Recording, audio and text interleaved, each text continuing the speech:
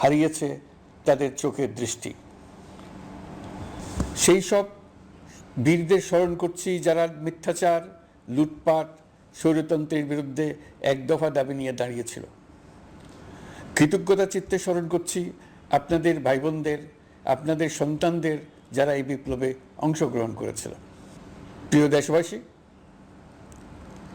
আমি আগেও জানিয়েছি, আবারও জানাচ্ছি, গণ অভ্যুত্থানে সকল শহীদের পরিবারকে পুনর্বাসন করা হবে। সকল আহত শিক্ষার্থী, শ্রমিক, জনতার চিকিৎসার সম্পূর্ণ ব্যয় সরকার বহন করবে।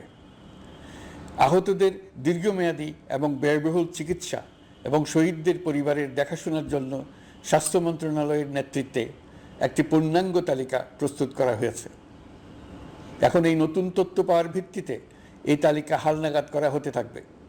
গণ অভ্যুত্থানের শহীদদের স্মৃতি ধরে রাখতে সরকার তার যাত্রা লগ্নে জুলাই গণহত্যা স্মৃতি ফাউন্ডেশন নামে একটি ফাউন্ডেশন প্রতিষ্ঠার উদ্যোগ নেয়। এখন সেই ফাউন্ডেশন তৈরি হয়েছে। সকল শহীদ পরিবার এবং আহতদের সর্বোত্তম চিকিৎসা সহ তাদের পরিবারের সম্পূর্ণ দায়িত্ব এই ফাউন্ডেশন গ্রহণ করছে।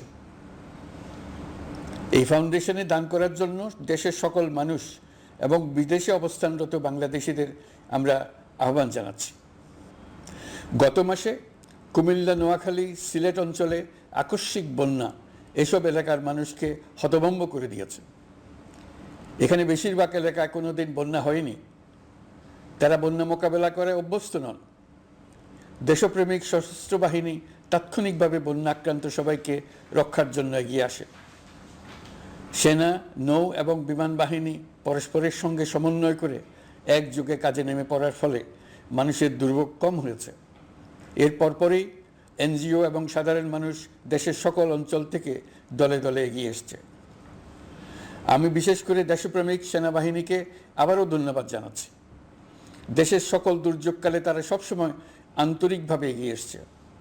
বিশেষ করে বন্যা ও শান্তি শৃঙ্খলা রক্ষার কাজে তাদের সৈনিক এবং অফিসাররা দিনের পর দিন যেভাবে দায়িত্ব পালন করেছে তার কোনো তুলনা হয় না।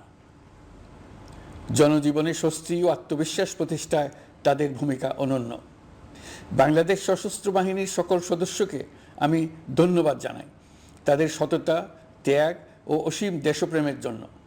দেশের স্বাধীনতা সংগ্রাম থেকে শুরু করে বন্যা, খরা, ঝড়, বৃষ্টি, ঘূর্ণিঝড়, সকল প্রাকৃতিক দুর্যোগে আপনারা সকলের শেষ ভরসার স্থান। দেশের প্রতিটি ক্রান্তি লগ্নে আপনারা দেশের মানুষের পাশে থেকেছেন। দেশের স্বাধীনতার পক্ষে, সার্বভৌমত্বের পক্ষে অবস্থান নিয়েছেন। দেশ গঠনে আপনারা সবার আগে এগিয়ে এসছেন। বিগত জুলাই হতে শুরু হওয়া গণ অভ্যুত্থান, বন্যা, নিরাপত্তা প্রদান, অস্ত্র উদ্ধার সহ সকল কার্যক্রমে আপনারা সফলভাবে দিনরাত কাজ করে যাচ্ছেন। সরকার ও জনগণের পক্ষ থেকে আমি আপনাদের প্রতি কৃতজ্ঞতা জানাচ্ছি। বন্যা আমাদের জনজীবনে আরেকটি দিক উন্মোচন করল। দেশের সকল জায়গায় মানুষের সক্রিয় সহানুভূতির জোয়ার উঠেছিল অবিশ্বাস্য মাত্রায়। ব্যবসায়ী, অর্থবান ব্যক্তিরা যেমন তাদের অর্থ নিয়ে স্বতঃস্ফূর্তভাবে এগিয়ে এসেছিল, তেমনি দেশের বিভিন্ন প্রান্তের সাধারণ মানুষ, স্কুল, কলেজ, বিশ্ববিদ্যালয়ের ছেলেমেয়েরা জোয়ারের ঢলের মতো যার যার সামর্থ্য নিয়ে এগিয়ে এসছে। অনেকেই ছুটে গেছে বন্যার্তদের সহযোগিতা করার জন্য।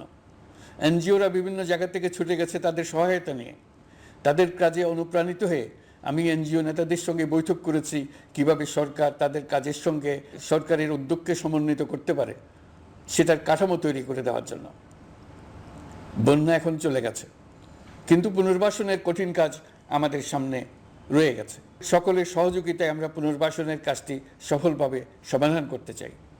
আইন শৃঙ্খলা পরিস্থিতির উন্নতির জন্য আমরা দিনরাত পরিশ্রম করে যাচ্ছি।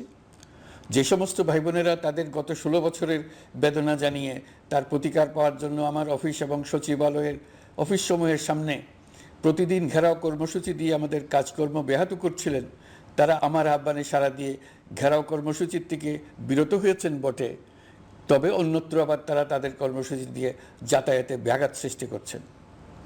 আমি কথা দিচ্ছি, আপনাদের ন্যায্য আবেদনের কথা আমরা ভুলে যাব না। আমরা সকল অন্যায়ের প্রতিকারের জন্য প্রতিশ্রুতিবদ্ধ। আমরা আমাদের দায়িত্বকালে যথাসম্ভব সব সমস্যার সমাধানের চেষ্টা করব। আমি আবারও অনুরোধ করছি, আপনারা যাতায়াতে ব্যাঘাত সৃষ্টি থেকে বিরত থাকুন, জাতি আপনাদের প্রতি কৃতজ্ঞ থাকবে। তৈরি পোশাক, ওষুধ শিল্প, এইসব এলাকায় শ্রমিক ভাই বোনেরা তাদের অভিযোগ জানানোর জন্য ক্রমাগতভাবে এই শিল্পের কার্যক্রম পরিচালনা বন্ধ রাখতে বাধ্য করছেন। এটা আমাদের অর্থনীতিতে যে নেতিবাচক প্রভাব ফেলবে সেটা মোটেই কাম্য নয়। এমনিতেই ছাত্র শ্রমিক জনতার বিপ্লবের পর যে অর্থনীতি আমরা পেয়েছি সেটা নিয়ম নীতিবিহীন, দ্রুত ক্ষীয়মান একটা অর্থনীতি। প্রাতিষ্ঠানিক কাঠামো প্রায় ধ্বংসপ্রাপ্ত, বৈদেশিক মুদ্রার রিজার্ভ তলানিতে গিয়ে ঠেকেছে। আমরা এই অর্থনীতিতে প্রাণ সঞ্চারের চেষ্টা করছি, আমাদের উদ্যোগে সাড়াও পাচ্ছি। ঠিক এই সময়ে আমাদের শিল্প কারখানাগুলো বন্ধ হয়ে যাক, অকার্যকর হয়ে যাক, এটা আমাদের অর্থনীতিতে বিরাট আঘাত পড়বে। সেটা কিছুতেই আমাদের কাম্য হতে পারে না। শ্রমিক ভাই বোনদের অনেক দুঃখ আছে, কিন্তু সেই দুঃখ প্রকাশ করতে গিয়ে আপনাদের মূল জীবিকা বন্ধ হওয়ার উপক্রম হলে সেটা ঠিক হবে না। দেশের অর্থনীতি ধ্বংসপ্রাপ্ত হলে সেটা ঠিক হবে না। শ্রমিক মালিক উভয়ের পক্ষে আলোচনা করে এসব সমস্যার সমাধান আমরা অবশ্যই বের করব। আপনারা কারখানা খোলা রাখুন, অর্থনীতির চাকা সচল রাখুন, দেশের অর্থনীতিকে সোজা হয়ে দাঁড়াতে দিন। আমরা আপনাদের সমস্যার স্থায়ী সমাধান বের করার জন্য সর্বশক্তি প্রয়োগ করব। মালিক পক্ষের কাছে আমাদের আবেদন, আপনারা শ্রমিকদের সঙ্গে বোঝাপড়া করুন, কারখানা সচল রাখুন, অর্থনীতির দুর্বল স্বাস্থ্যকে সবল করে তুলুন। ওষুধ শিল্প এবং তৈরি পোশাক শিল্প দেশের গৌরব। এর মাধ্যমে আমাদের শ্রমিক ভাই বোনেরা তাদের কর্মকুশলতা বিশ্বকে মুগ্ধ করেছে। এর সাফল্য এখন থমকে আছে। আমরা এই দুই শিল্পকে তাদের সম্ভাব্য শীর্ষে নিয়ে যেতে চাই। দুর্বল করার তো প্রশ্নই ওঠে না।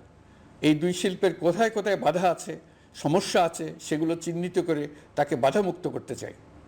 আমরা বিদেশি ক্রেতাদের একত্রিত করে তাদের সহযোগিতা চাইব, যেন বাংলাদেশের এই শিল্প দুটি বিশ্বের অন্যান্য দেশের চাইতে বেশি আস্থাযোগ্য হয়ে গড়ে উঠতে পারে। সব কিছুই সম্ভব যদি আমরা শ্রমিক মালিক সম্পর্কটা একটা নির্ভরযোগ্য, আনন্দদায়ক করে গড়ে তুলতে পারি। আমাদের সরকারের প্রথম মাস কাটল, দ্বিতীয় মাস থেকে আমরা নতুন বাংলাদেশ গড়ার ভিত্তি হিসেবে নতুন শ্রমিক মালিক সম্পর্কের সূচনা করতে চাই। এটা দেশের সবার কাম্য। দেশের নতুন প্রজন্ম নির্ভয়ে যেন তাদের ভবিষ্যৎ নিয়ে এগিয়ে যেতে পারে, আমরা সেই লক্ষ্যে কাজ করছি। আমাদের দায়িত্ব অনেক। ন্যায়ভিত্তিক একটা সমাজ গড়ে তোলার জন্য একসাথে অনেকগুলো কাজ আমাদের হাত দিতে হবে। 1 জুলাই থেকে 5 আগস্ট পর্যন্ত ছাত্র জনতার গণ আন্দোলনকে দমন করতে যেসব ফৌজদারি মামলা দায়ের করা হয়েছিল, এর মধ্যে হত্যা মামলা ছাড়া বাকি প্রায় সকল মামলা প্রত্যাহার করা হয়েছে। এইসব মামলায় গ্রেফতারকৃত সকলে মুক্তি পেয়েছে। দায়িত্ব গ্রহণের শুরুতেই অন্তর্বর্তীকালীন সরকার বিচার বিভাগের বড় সংস্কারের কাজে হাত দিয়েছে। যোগ্যতম ব্যক্তিকে প্রধান বিচারপতি নিয়োগ দেওয়াতে মানুষের মনে নতুন আশার সঞ্চার হয়েছে। আপিল বিভাগের বিচারপতি নিয়োগ, অ্যাটর্নি জেনারেল নিয়োগ এবং অন্যান্য নিয়োগগুলি অতি গুরুত্বপূর্ণ নিয়োগ, যেগুলো সবকটাই সম্পন্ন হয়েছে। সন্ত্রাস দমন আইন ও ডিজিটাল সাইবার নিরাপত্তা আইনে দায়েরকৃত মিথ্যা হয়রানিমূলক মামলাগুলো প্রত্যাহার করা হচ্ছে। সাইবার নিরাপত্তা আইন সহ বাংলাদেশে বিদ্যমান সকল কালো আইনের তালিকা করা হয়েছে। অতি সত্বর এই সকল কালো আইন বাতিল ও প্রযোজ্য ক্ষেত্রে সংশোধন করা হবে। সাংবাদিক সাগর রনি হত্যাকাণ্ড সহ বহুল আলোচিত 5টি হত্যাকাণ্ডের তদন্ত ও বিচার অগ্রাধিকার ভিত্তিতে ও দ্রুততম সময়ে নিষ্পত্তির জন্য সহায়তা প্রদান করা হচ্ছে। সম্প্রতি আমরা বলপূর্বক গুম থেকে সকল ব্যক্তির সুরক্ষার জন্য আন্তর্জাতিক কনভেনশনের সনদে স্বাক্ষর করেছি। ফলে স্বৈরাচার দ্বারা প্রতিষ্ঠিত গুম সংস্কৃতির সমাপ্তি ঘটানোর জন্য আন্তর্জাতিকভাবে আমরা প্রতিজ্ঞাবদ্ধ হলাম। এছাড়া আমরা ফ্যাসিবাদ শাসনের 15 বছরে গুমের প্রতিটি ঘটনা তদন্ত করার জন্য পৃথক একটা কমিশন গঠন করছি। যেসব পরিবার তাদের নিখোঁজ পিতা, স্বামী, পুত্র এবং ভাইদের পাওয়ার জন্য বছরের পর বছর যন্ত্রণার সাথে অপেক্ষা করছেন, আমরা আপনাদের বেদনায় সমব্যথী। আয়নাঘরগুলো বন্ধ করে দেওয়া হয়েছে এবং সেই সাথে বের হয়ে আসছে ফ্যাসিস্ট হাসিনা সরকারের গুমের শিকার ভাই বোনদের কষ্ট ও যন্ত্রণা গাথা। আমাদের তরুণ প্রজন্মের ভবিষ্যৎ যেন উজ্জ্বল হয়, সেটা নিশ্চিত করতে শিক্ষা ব্যবস্থার দিকে আমাদের পূর্ণ নজর রয়েছে। ইতোমধ্যে প্রথম শ্রেণী থেকে দ্বাদশ শ্রেণী পর্যন্ত বর্তমানের ত্রুটিপূর্ণ শিক্ষাক্রম পরিবর্তন করা হয়েছে। বই সংশোধন ও পরিমার্জনের কাজ শেষ পর্যায়ে আছে। এই সংস্কারের কাজ অব্যাহত থাকবে। বিশ্ববিদ্যালয়সমূহের উচ্চ প্রশাসনিক পদগুলো পূরণ করে শিক্ষা কার্যক্রম স্বাভাবিক করার কাজ দ্রুত গতিতে এগিয়ে চলেছে। বেসরকারি শিক্ষা প্রতিষ্ঠানগুলোর পরিচালনা বোর্ডে দখলদারিত্বের রাজনীতি বন্ধ করার ব্যবস্থাও নেওয়া হয়েছে। আপনারা নিশ্চয় লক্ষ্য করেছেন, আমাদের প্রথম মাসে দেশের প্রায় সকল বিশ্ববিদ্যালয়ের উপাচার্য এবং উপাচার্য মহোদয়গণ পদত্যাগ করেছেন। উচ্চশিক্ষার ক্ষেত্রে এটা বিরাট শূন্যতার সৃষ্টি করেছে। প্রথম মাসে আমরা ক্রমাগতভাবে প্রতিটি বিশ্ববিদ্যালয়ে সবার কাছে গ্রহণযোগ্য এমন উপাচার্য এবং উপাচার্য নিয়োগ দেওয়ার কাজ শুরু করেছে। এর ফলে সকল সরকারি এবং বেসরকারি বিশ্ববিদ্যালয়গুলোতে নতুন উদ্যমে কাজ শুরু করার পরিবেশ সৃষ্টি হয়েছে। সংবাদ মাধ্যম ও মত প্রকাশের পূর্ণ স্বাধীনতা ইতিমধ্যে নিশ্চিত করা হয়েছে। আমরা সবাইকে বলে দিয়েছি, আপনারা মন খুলে আমাদের সমালোচনা করুন, আমরা সবার মতামতের প্রতি শ্রদ্ধাশীল। মিডিয়া যাতে কোনো রকম বাধা বিপত্তি ছাড়া নির্বিঘ্নে তাদের কাজ করতে পারে, সেজন্য একটা মিডিয়া কমিশন গঠন করা সরকারের সক্রিয় বিবেচনাধীন। আরও যেসব কমিশন সরকার সহ অন্য সবাইকে জবাবদিহিতার আওতায় আনতে পারে, আমরা তাদের পুনর্গঠন ও সংস্কারের উদ্যোগ নিয়েছি, যাতে তারা আরও শক্তিশালী হয়, জনকল্যাণে কাজ করে। দায়িত্ব গ্রহণের পর বিভিন্ন দেশের সরকার প্রধান টেলিফোনে এবং শুভেচ্ছা বার্তা পাঠিয়ে আমাকে অভিনন্দন জানিয়েছেন। বিভিন্ন দেশের রাষ্ট্রদূত এবং হাই কমিশনার বৃন্দ আমার সাথে সাক্ষাৎ করে দ্বিপাক্ষিক সহযোগিতা বৃদ্ধির আশ্বাস দিয়েছেন। আমার অনুরোধে সংযুক্ত আরব আমিরাতের 57 জন বাংলাদেশি যারা ফ্যাসিবাদ বিরোধী বিক্ষোভে অংশগ্রহণ করা বিভিন্ন মেয়াদে কারাদণ্ডে দণ্ডিত হয়েছিলেন, তাদের সাধারণ ক্ষমা ঘোষণা করেছেন সে দেশের সরকার। ইতিমধ্যে তাদের কয়েকজন দেশে ফিরে এসেছেন। এই ক্ষমা প্রদর্শন ছিল অতি বিরল একটি ঘটনা। এই জন্য আমি সংযুক্ত আরব আমিরাতের রাষ্ট্রপতি শেখ মোহাম্মদ বিন জায়েদ আল নাহিয়ানকে ধন্যবাদ ও কৃতজ্ঞতা জানিয়েছি আপনাদের সবার পক্ষ থেকে। যে সমস্ত সরকার প্রধানের সঙ্গে আমার টেলিফোনে যোগাযোগ হয়েছে, তাদের মধ্যে রয়েছেন ভারতের প্রধানমন্ত্রী নরেন্দ্র মোদী, পাকিস্তানের প্রধানমন্ত্রী শাহবাজ শরীফ। আমরা ভারত এবং অন্যান্য প্রতিবেশী রাষ্ট্রসমূহের সঙ্গে সুসম্পর্ক চাই, তবে সেই সম্পর্ক হতে হবে ন্যায্যতা এবং সমতার ভিত্তিতে। ভারতের সাথে আমরা ইতিমধ্যে বন্যা মোকাবেলায় উচ্চ পর্যায়ে দ্বিপাক্ষিক সহযোগিতার আলোচনা শুরু করেছি। দক্ষিণ এশিয়ায় আঞ্চলিক সহযোগিতা বৃদ্ধির লক্ষ্যে আমি সার্ক রাষ্ট্রগোষ্ঠী পুনর্জীবিত করার উদ্যোগ নিয়েছি। আমরা চাই আমাদের দেশ যেন একটি গণতান্ত্রিক দেশ হিসেবে বিশ্বের কাছে সম্মানের সাথে পরিচিত হয়। দেশের পরিকল্পনা যেন দেশের মানুষ কেন্দ্রিক হয়, কোনো নেতা বা দল কেন্দ্রিক না হয়। আমরা স্বৈরাচারী হাসিনা সরকারের অহেতুক কোটি কোটি টাকা ব্যয়ের প্রকল্প বাস্তবায়িত হতে দেখেছি, যেগুলো কখনোই দেশের মানুষের জন্য ছিল না, বরং এর সাথে জড়িত ছিল কুৎসিত আমিত্ব এবং বিশাল আকারের চুরি। চলমান এবং প্রস্তাবিত সকল উন্নয়ন প্রকল্পগুলোর যাচাই বাছাই করার কাজ ইতিমধ্যে আমরা শুরু করেছি। প্রকল্প বাস্তবায়নের পর্যায় বিবেচনা করে বাকি কাজে ব্যয়ের সাশ্রয় এমনকি প্রয়োজন মতে তা বাতিল করার কথা বিবেচনা করা হবে। দেশের মানুষকে আর ফাঁকি দেওয়া চলবে না। কর্মসংস্থান তৈরি করবে এমন প্রকল্পগুলোকে আমরা অগ্রাধিকার দেব। লুটপাট ও পাচার হয়ে যাওয়া অর্থ ফিরিয়ে আনার উদ্যোগ আমরা নিয়েছি। আর্থিক খাতে শৃঙ্খলা ফিরিয়ে আনতে একটা ব্যাংকিং কমিশনও গঠন করার উদ্যোগ নেওয়া হয়েছে। বিভিন্ন ব্যাংকের পরিচালনা পরিষদ পুনর্গঠন করা হয়েছে। ব্যাংকিং খাতে এই এক মাসে বিরাট পরিবর্তন এসেছে, আপনারা নিশ্চয়ই সেটা লক্ষ্য করেছেন। আমরা এই খাতে নিয়মনীতি প্রতিষ্ঠা করতে পেরেছি। আরও অনেক কাজ বাকি রয়ে গেছে। প্রথম মাসের কাজ হিসেবে শুধু প্রধান কাজগুলো করেছে, তার সঙ্গে রয়েছে আরও অনেক পরবর্তী কাজ। ফ্যাসিবাদী সরকার লুটপাট করার জন্য নতুন করে 60,000 কোটি টাকা ছাপিয়ে বাজারে ছাড়ার কারণে মুদ্রাস্ফীতির শিকার হয়েছে দেশের মানুষ। এই অতুলনীয় মুদ্রাস্ফীতি নিয়ন্ত্রণ অন্তর্বর্তী সরকারের অন্যতম প্রধান লক্ষ্য। মুদ্রাস্ফীতি নিয়ন্ত্রণের লক্ষ্যে পলিসি সুদের হার বৃদ্ধি করে 9% উন্নীত করা হয়েছে। মূল্যস্ফীতি থেকে সাধারণ মানুষকে সুরক্ষা দেওয়ার উদ্দেশ্যে ওএমএস খাদ্যবান্ধব কর্মসূচি সহ সুলভ মূল্যে প্রান্তিক মানুষের কাছে নিত্য প্রয়োজনীয় দ্রব্য সরবরাহ চলমান রাখা হয়েছে।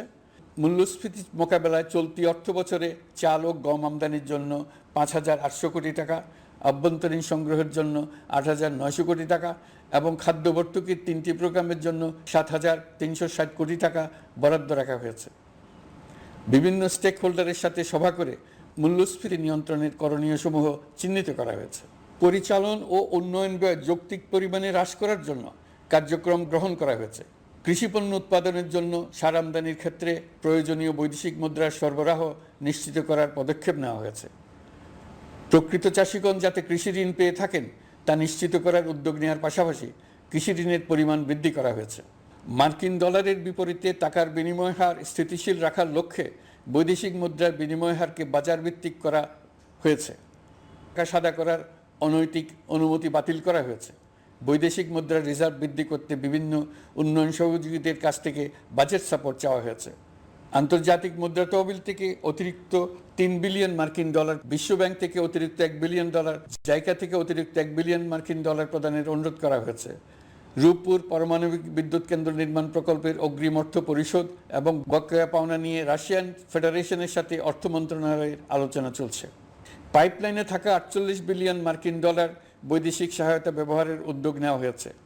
মেগা প্রকল্পের নামে লুটপাট বন্ধের পাশাপাশি স্বাস্থ্য ও শিক্ষা খাতে বরাদ্দ বৃদ্ধির পরিকল্পনা গ্রহণ করা হয়েছে। বৈদেশিক মুদ্রার রিজার্ভের উপর চাপ কমানোর লক্ষ্যে রাশিয়া এবং চীন থেকে প্রাপ্ত ঋণের সুদের হার কমানো এবং ঋণের মেয়াদ বৃদ্ধির জন্য অনুরোধ জানানো হয়েছে। সকল উন্নয়ন সহযোগীদের সাথে সম্পর্ক আরও নিবিড় করার উদ্যোগ নেওয়া হয়েছে। সকল অর্থনৈতিক সূচক এবং পরিসংখ্যানের প্রকৃত মান বা সংখ্যা প্রকাশের জন্য নির্দেশনা প্রদান করা হয়েছে। জিডিপি, মূল্যস্ফীতি ইত্যাদি সঠিক উপাত্ত সংগ্রহ, প্রাক্কলন ও প্রকাশের জন্য নির্দেশনা দেওয়া হয়েছে। জাতীয় রাজস্ব বোর্ড এবং অর্থ বিভাগের রাজস্ব আয় সম্পর্কিত উপাত্তের মধ্যে পার্থক্য নিরসনে উদ্যোগ নেওয়া হয়েছে। প্রকৃত রপ্তানি আয় নিরূপণ এবং প্রকাশের নির্দেশনা দেওয়া হয়েছে। জাতীয় রাজস্ব বোর্ডের অটোমাইজেশনের লক্ষ্যে পরিকল্পনা গ্রহণ করা হয়েছে। পুঁজিবাজারকে স্বাভাবিক ধারায় ফিরিয়ে আনতে সিকিউরিটি এক্সচেঞ্জ কমিশন পুনর্গঠন করা হয়েছে। নিত্য প্রয়োজনীয় পণ্য সামগ্রীর সরবরাহ স্বাভাবিক রাখার নিমিত্তে ব্যবসায়ী, শিল্প মালিক ও ব্যবসায়ী সংগঠনের সাথে সভা করা হচ্ছে এবং তাদের মতামতের ভিত্তিতে বিভিন্ন ব্যবস্থা গ্রহণ করা হচ্ছে।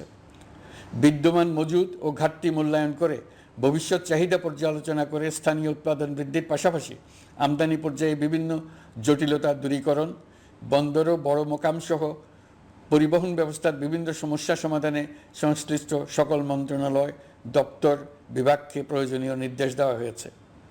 এই জন্য তেল, চিনি, ডিম ও মাংস উৎপাদনকারী বৃহৎ প্রতিষ্ঠানসমূহের সাথে সভা ও মতবিনিময় করা হচ্ছে।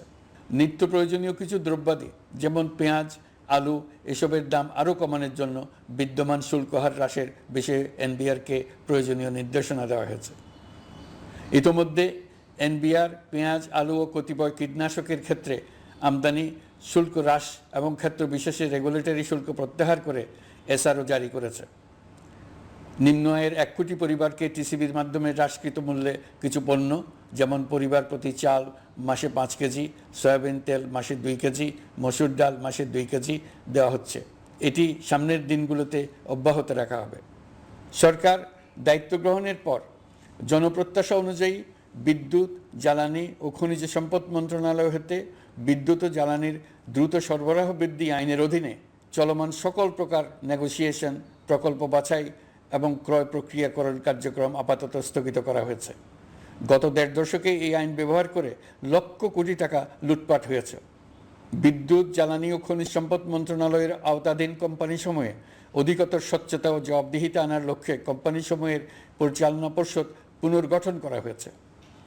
প্রকৌশল, ভূতত্ত্ব এবং খনিজ হিসাব বিষয়ে অধ্যয়ন করেছে এমন ছাত্র প্রতিনিধি অন্তর্ভুক্ত করার জন্য উদ্যোগ গ্রহণ করা হয়েছে। এই খাতে অধিকতর সক্ষমতা, গতিশীলতা এবং জবাবদিহিতা নিশ্চিত করার লক্ষ্যে বিশেষজ্ঞগণের সমন্বয়ে একটি কমিটি গঠন করা হয়েছে। জ্বালানি তেলের মূল্য জনপ্রত্যাশা অনুযায়ী সহনশীল রাখতে অকটেন ও পেট্রোলের দাম 6 টাকা, ডিজেল ও কেরোসিনের দাম 1 টাকা 25 পয়সা কমানো হয়েছে। 37 দিন বন্ধ থাকার পর গত 25 আগস্ট হতে মিরপুর 10 ও কাজীপাড়া স্টেশন ছাড়া বাকি সব স্টেশনে মেট্রো রেল পুনরায় চালু করা হয়েছে। ভুয়া মুক্তিযোদ্ধাদের চিহ্নিত করার লক্ষ্যে বিশেষ করে মুক্তিযুদ্ধের সময় যাদের বয়স 12.5 বছরের কম ছিল তাদের মুক্তিযুদ্ধ তালিকা হতে বাতিলের জন্য সুপ্রিম কোর্টে লিভ টু আপিলের পদক্ষেপ গ্রহণ করা হয়েছে। মুক্তিযোদ্ধা কল্যাণ ট্রাস্টের আওতাধীন বেদখলকৃত স্থাবর সম্পত্তি উদ্ধারে প্রয়োজনীয় ব্যবস্থা গ্রহণ করা হয়েছে। গৃহায়ন ও গণপূর্ত মন্ত্রণালয় কর্তৃক গৃহীত বরিশাল, রংপুর, ময়মনসিংহ উন্নয়ন কর্তৃপক্ষ আইন এর খসড়া তৈরির কার্যক্রম নেওয়া হয়েছে। পূর্বাচল নতুন শহর প্রকল্প, ঢাকার আশেপাশে স্যাটেলাইট সিটি নির্মাণের রোডম্যাপ চূড়ান্তকরণের উদ্যোগ নেওয়া হয়েছে। বিধি বহির্ভূত প্রদত্ত প্লট ও ফ্ল্যাটের বরাদ্দ বাতিলের উদ্যোগ নেওয়া হয়েছে। প্রিয় দেশবাসী, আপনাদের আমাদের সন্তানদের জন্য একটি গণতান্ত্রিক বাংলাদেশের রূপরেখা তৈরি করতে আমরা দৃঢ় প্রতিজ্ঞ। আর যেন আমাদের কোনো স্বৈরাচারের হাতে পড়তে না হয়। আমরা যাতে বলতে পারি আমরা একটি গণতান্ত্রিক দেশে বসবাস করি, আমরা যাতে সকলেই দাবি করতে পারি যে এই দেশটি আমাদের, আমরা সেই লক্ষ্যেই কাজ করছি। কেউ আইন নিজের হাতে তুলে নেবেন না। আইন নিজের হাতে তুলে নিয়ে কেউ সমাজে বিশৃঙ্খল পরিবেশ সৃষ্টি করলে আমরা তাকে অবশ্যই শাস্তির আওতায় নিয়ে আসব। আমরা একটি সাম্প্রদায়িক সম্প্রীতির দেশ। ধর্মীয় সম্প্রীতি বিনষ্ট হয় এমন কোনো কাজ কেউ কোনোভাবেই করবেন না। অতীতে শুধুমাত্র আওয়ামী মতাদর্শী না হওয়ার কারণে 28তম থেকে 42তম BCS পর্যন্ত BPSC কর্তৃক সুপারিশকৃত অনেক প্রার্থী নিয়োগ বঞ্চিত হয়েছেন। 8ই আগস্ট পরবর্তী সময়ে এর মধ্যে এদের 259 জনকে নিয়োগ দেওয়া হয়েছে। মাঠ প্রশাসনকে জনবান্ধব এবং দুর্নীতিমুক্ত জবাবদিহিমূলকভাবে গড়ে তোলার জন্য সব ধরনের উদ্যোগ নেওয়া হয়েছে। সরকারি কর্মচারীদের বাধ্যতামূলকভাবে সম্পদ বিবরণী দাখিলের নির্দেশ দেওয়া হয়েছে এবং এটা প্রতি বছর তাদেরকে করতে হবে। ধ্বংস হয়ে পড়া একটা জনপ্রশাসনকে নিয়ে যাত্রা শুরু করেছি। মন্ত্রণালয়গুলোর উচ্চতম পদে যারা নিয়োজিত ছিলেন তারা অনেকে দায়িত্ব ছেড়ে চলে গেছেন, কিংবা পদে থাকলেও সহকর্মীদের চাপের মুখে কাজ করতে পারছিলেন না, বাধ্য হয়ে পদত্যাগ করেছেন।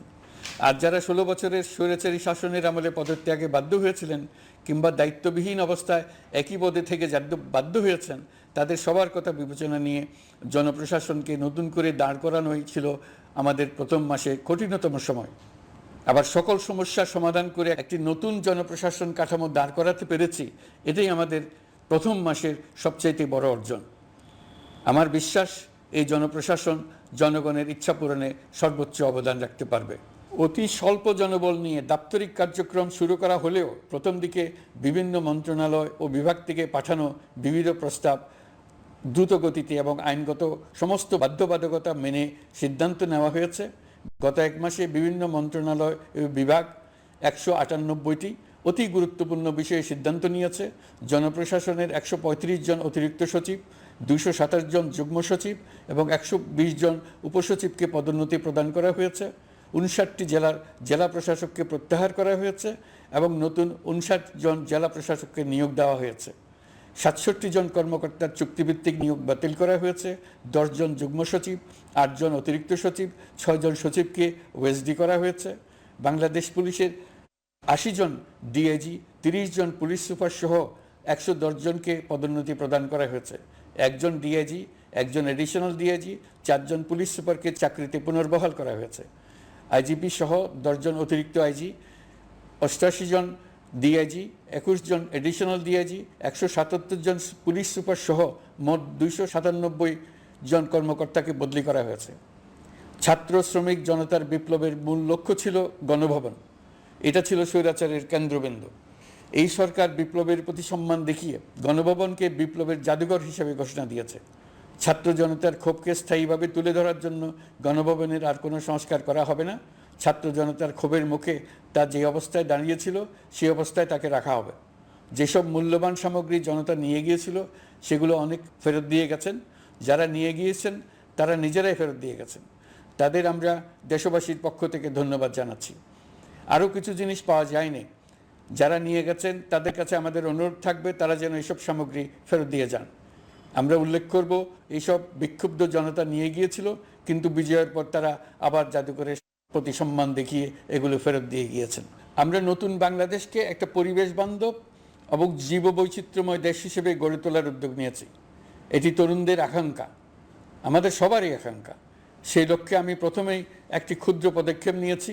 আমার বাসভবন এবং সমগ্র সচিবালয়ে প্লাস্টিকের পানির বোতল ব্যবহার নিষিদ্ধ করেছে। ইতিমধ্যে সুপার শপগুলোতে পলিথিনের শপিং ব্যাগ ব্যবহার বন্ধ করার উদ্যোগ নেওয়া হয়েছে। গত কয়েক দশকে যে পরিমাণ নদী দূষণ হয়েছে আমরা তা বন্ধ করার উদ্যোগ নিয়েছি। আমরা সংস্কার চাই। আমাদের একান্ত অনুরোধ, আমাদের উপর যে সংস্কারের গুরু দায়িত্ব দিয়েছেন সেই দায়িত্ব দিয়ে আপনারা দর্শকের গ্যালারিতে চলে যাবেন না। আপনারা আমাদের সঙ্গে থাকুন, আমরা একসঙ্গে সংস্কার করব। এটা আমাদের সবার দায়িত্ব। আপনারা নিজ নিজ জগতে সংস্কার আনুন। একটা জাতির সংস্কার শুধু সরকারের সংস্কার হলে হয় না। আপনি ব্যবসায়ী হলে আপনার ব্যবসায়ী সংস্কার আনুন। ব্যবসায়ী গোষ্ঠীরা তাদের নিজ নিজ সমিতির মাধ্যমে সংস্কার আনুন। সমিতিতে সংস্কার আনুন। নতুন করে সমিতি গঠনতন্ত্র সংশোধন করুন। আপনি শ্রমিক হলে আপনার ক্ষেত্রে আপনি সংস্কার করুন। আপনি রাজনৈতিক নেতাকর্মী হলে আপনার ক্ষেত্রে সংস্কার করুন। আপনি প্রতিষ্ঠান প্রধান হলে আপনার প্রতিষ্ঠানে সংস্কার আনুন।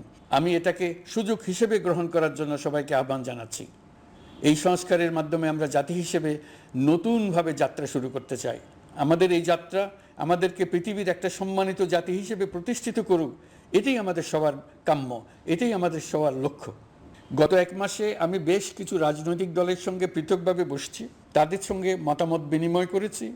তারা আমাদের উৎসাহিত করেছেন, ছাত্র শ্রমিক জনতার বিপ্লবের লক্ষ্যের প্রতি সমর্থন জানিয়েছেন, সংস্কারের কাজে পূর্ণ সহযোগিতার দেওয়ার আশ্বাস দিয়েছেন।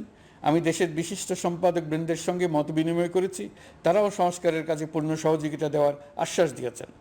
তারা বিভিন্ন বিষয়ে মূল্যবান পরামর্শ দিয়েছেন। সবার পরামর্শ নিয়ে এখন আমাদের অগ্রসর হওয়ার পালা। আমি বিশিষ্ট ব্যবসায়ীদের সঙ্গে বৈঠক করেছি, তাদের কাছে আমাদের সরকারের লক্ষ্যগুলো ব্যাখ্যা করেছি, তারাও আমাদের লক্ষ্যের সঙ্গে একমত প্রকাশ করেছেন।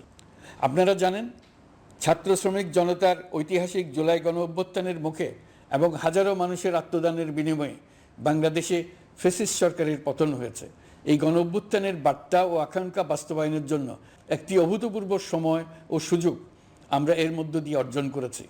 এর বাস্তবায়ন তথা বাংলাদেশের ফ্যাসিজম বা স্বৈরতান্ত্রিক শাসন পুনরাবৃত্তির আশঙ্কা রোধ এবং জনমালিকানা ভিত্তিক কল্যাণমুখী জনস্বার্থে নিবেদিত একটি রাষ্ট্র ব্যবস্থা প্রবর্তনের লক্ষ্যে কিছু জাতীয় ভিত্তিক সংস্কার সম্পন্ন করা জরুরি হয়ে পড়েছে।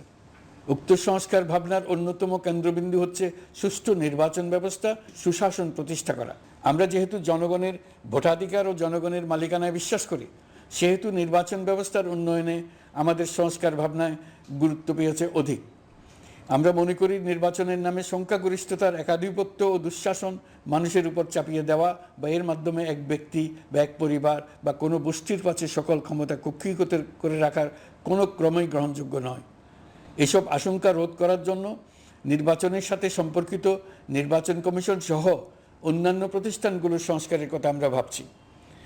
নির্বাচন ব্যবস্থার সাথে সম্পর্কিত প্রতিষ্ঠান হিসেবে পুলিশ প্রশাসন, জনপ্রশাসন, বিচার প্রশাসন, দুর্নীতি দমন কমিশন এই 4টি প্রতিষ্ঠানের সংস্কার করা সুষ্ঠু ও অবাধ নির্বাচনের জন্য অপরিহার্য। এসব প্রতিষ্ঠানের সংস্কার জনমালিকানা ভিত্তিক, জবাবদিহিমূলক এবং কল্যাণমূলক রাষ্ট্র ব্যবস্থা প্রতিষ্ঠায় অবদান রাখবে বলে আমি বিশ্বাস করি। এর পাশাপাশি সমাজের সকল স্তরের মানুষের প্রতিনিধিত্ব ও স্বার্থ নিশ্চিত করার জন্য এবং জুলাই গণ অভ্যুত্থানের বার্তাকে প্রতিফলিত করার জন্য সাংবিধানিক সংস্কারের প্রয়োজন আমরা অনুভব করছি। এসব বিষয়ে সংস্কার করার প্রাথমিক পদক্ষেপ হিসেবে আমরা প্রাথমিকভাবে 6টি কমিশন গঠন করার সিদ্ধান্ত নিয়েছি। এসব কমিশনের কাজ পরিচালনার জন্য বিষয়ভিত্তিক অভিজ্ঞতা বিবেচনা করে 6 জন বিশিষ্ট নাগরিকের নেতৃত্বে এই কমিশনগুলো পরিচালনা করার দায়িত্ব দিয়েছি। এরপর আরও বিভিন্ন বিষয়ে কমিশন গঠন করার প্রক্রিয়া আমরা অব্যাহত রাখব। নির্বাচন ব্যবস্থা সংস্কার কমিশনের প্রধান হিসেবে দায়িত্ব পালন করবেন ডক্টর বদিউল আলম মজুমদার। পুলিশ প্রশাসন সংস্কার কমিশনের প্রধান হিসেবে কাজ করবেন জনাব সরফরাজ চৌধুরী। বিচার বিভাগ সংস্কার কমিশনের প্রধান হিসেবে দায়িত্ব পালন করবেন বিচারপতি শাহ আবু নাঈম মমিনুর রহমান। দুর্নীতি দমন সংস্কার কমিশনের প্রধান হিসেবে দায়িত্ব পালন করবেন ডক্টর ইফতেখারুজ্জামান। জনপ্রশাসন সংস্কার কমিশনের প্রধান হিসেবে দায়িত্ব পালন করবেন জনাব আব্দুল মুহিত চৌধুরী। সংবিধান সংস্কার কমিশনের প্রধান হিসেবে দায়িত্ব পালন করবেন ডক্টর শাহদিন মালিক। এসব কমিশনের অন্য সদস্যদের নাম কমিশন প্রধানদের সাথে আলোচনা করে ঠিক করা হবে। কমিশনগুলোর আলোচনা ও পরামর্শ সভায় উপদেষ্টা পরিষদের সদস্য, ছাত্র, শ্রমিক জনতা আন্দোলনের প্রতিনিধি, নাগরিক সমাজ ও রাজনৈতিক দলের প্রতিনিধিরা উপস্থিত থাকবেন। পূর্ণাঙ্গভাবে গঠিত হওয়ার পর কমিশন আনুষ্ঠানিকভাবে তাদের কাজ আগামী 1 অক্টোবর থেকে শুরু করতে পারবে বলে আমি আশা করছি এবং এটি পরবর্তী 3 মাসের মধ্যে সম্পন্ন হবে বলে আমরা ধারণা করছি। কমিশনের রিপোর্টের ভিত্তিতে সরকার পরবর্তী পর্যায়ে প্রধান রাজনৈতিক দলগুলোর সাথে পরামর্শ সভার আয়োজন করবে। চূড়ান্ত পর্যায়ে ছাত্র সমাজ, নাগরিক সমাজ, রাজনৈতিক দলের প্রতিনিধি, সরকারের প্রতিনিধি নিয়ে ব্যাপক ভিত্তিক 3 থেকে 7 দিন ব্যাপী একটি পরামর্শ সভার ভিত্তিতে সংস্কার ভাবনার রূপরেখা চূড়ান্ত করা হবে। এতে এই রূপরেখা কীভাবে বাস্তবায়ন হবে তার একটি ধারণাও দেওয়া হবে। এই আয়োজন জুলাই গণঅভ্যুত্থানের বার্তা বাস্তবায়ন ও রাষ্ট্র পুনর্নির্মাণ তাগিদের ঐক্যবন্ধনে গোটা জাতিকে শক্তিশালী ও আশাবাদী করে তুলবে বলে আমাদের বিশ্বাস। প্রিয় দেশবাসী, আমাদের সামনে অনেক কাজ। সবাই মিলে একই লক্ষ্যে আমরা অগ্রসর হতে চাই। আমাদের মধ্যে, বিশেষ করে আমাদের নতুন প্রজন্মের মধ্যে যে সুপ্ত প্রতিভা লুকিয়ে আছে, সেটা যেন বিনা বাধায় রাষ্ট্রের এবং সমাজের সহযোগিতায় প্রকাশ করতে পারি, সেই সুযোগের কাঠামো তৈরি করতে চাই। সকলে মিলে আমাদের পরিবারের প্রতিটি সদস্যকে, সে ঝাড়ুদার হোক, ছাত্র হোক, শিক্ষক হোক, যে কোনো ধর্মের হোক, সবার সমান অধিকার নিশ্চিত করতে চাই। এই হলো আমাদের সংস্কারের মূল লক্ষ্য। আসুন ছাত্র শ্রমিক জনতার এই বিপ্লবের লক্ষ্যকে আমরা দ্রুত বাস্তবায়ন করি। আমাদের প্রথম মাসে আমরা যেই গতিতে, যে উদ্যম নিয়ে কাজ এগিয়ে নিয়ে যাওয়ার কথা চিন্তা করেছিলাম, সেটা হয়তো করতে পারিনি বাস্তব অবস্থার পরিপ্রেক্ষিতে। দেশের আইনশৃঙ্খলা পরিস্থিতি স্বাভাবিক রাখা গেলে আশা করি আমরা আমাদের গতি অনেক বাড়াতে পারব। এই জন্য দেশের সকল মানুষের কাছে, শিক্ষক, ছাত্রছাত্রী, কৃষক, শ্রমিক, পেশাজীবী, বড় ব্যবসায়ী, ক্ষুদ্র ব্যবসায়ী, দিনমজুর, গৃহিণী, সকলের সহযোগিতা চেয়েছি। আমাদের কাজ বড় কঠিন, কিন্তু জাতি হিসেবে এবার ব্যর্থ হওয়ার কোনো অবকাশ আমাদের নেই। আমাদেরকে সফল হতেই হবে। এই সাফল্য আপনাদের কারণেই আসবে, আপনার সহযোগিতার কারণেই আসবে। আমাদের কাজ হবে আপনার আমার স্বপ্নকে বাস্তবে রূপায়িত করা। এখন আমরা আমাদের 2য় মাস শুরু করছি। আমাদের 2য় মাসে যেন আপনাদের মনে দৃঢ় আস্থা সৃষ্টি করতে পারি, সেই চেষ্টা করে যাব। ধৈর্য ধরুন, এই কথাটি আমি মোটেই আপনাদের বলবো না। আমরা সবাই অধৈর্য হয়ে পড়েছি। এত সব কাজ কখন যে শেষ হবে এটা চিন্তা করে আমরা অধৈর্য হব, কেন হব না? কিন্তু সঠিকভাবে কাজ করব, কাজে কোনো অধৈর্যের চিহ্ন রাখব না। প্রিয় দেশবাসী, দেশের শিশু, কিশোর কিশোরী, তরুণ তরুণী, ছাত্রছাত্রী, বয়স্ক, বৃদ্ধ, পুরুষ, মহিলা, সবাইকে আবারও আমার সালাম জানাচ্ছি। আসসালামু আলাইকুম। আপনাদের সবাইকে ধন্যবাদ জানাচ্ছি। মহান আল্লাহ আমাদের সকলের সহায় হন।